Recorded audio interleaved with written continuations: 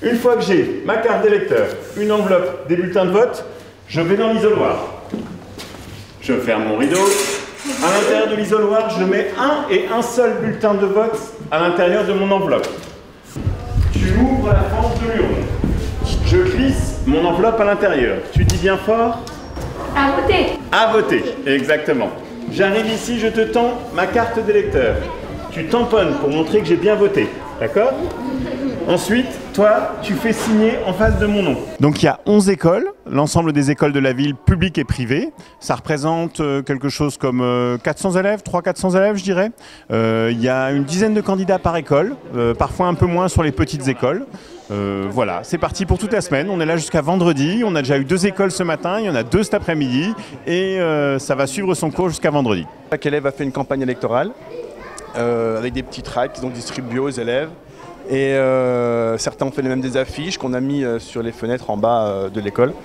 Et impatients de venir voter. D'ailleurs, ils sont en train de se dire qui c'est qui va être élu. Ils sont très très contents.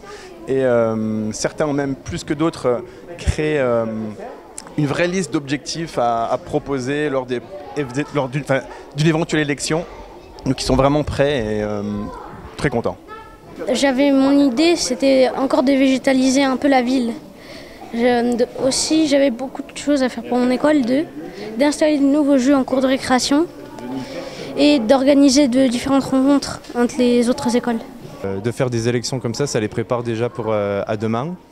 Et ils voient vraiment ce que ça fait de voter dans des conditions réelles et d'être des futurs citoyens, tout simplement. On pourrait aider les personnes âgées, aller leur rendre visite, oui, et aussi faire des jeux pour les enfants et enlever les déchets dans la planète.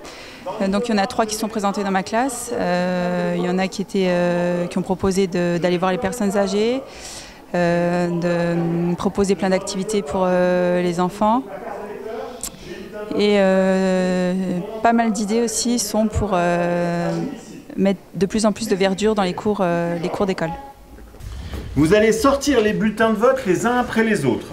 Si dans une enveloppe, il y a plusieurs bulletins de vote différents, vous levez la main et on vérifie. Alors les conseillers municipaux jeunes sont élus pour 2 ans.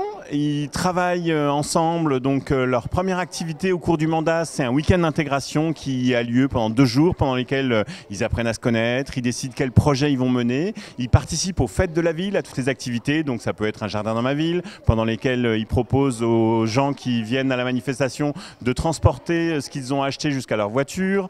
Ça peut être offrir des ballons aux enfants, ça peut être des après-midi d'animation dans les maisons de retraite. Il y a beaucoup de possibilités en fonction de leur choix. Et pendant 2 ans, il y a beaucoup d'activités qui se mettent en place. Des échanges avec les villes jumelées. On revient tout juste de Arlon, on y a passé 2 jours. On a aussi été à Friedrichshafen à plusieurs reprises. Il y a des rencontres nationales de conseils municipaux de jeunes. Donc beaucoup de possibilités et beaucoup d'activités, en général très appréciées par les conseillers municipaux jeunes.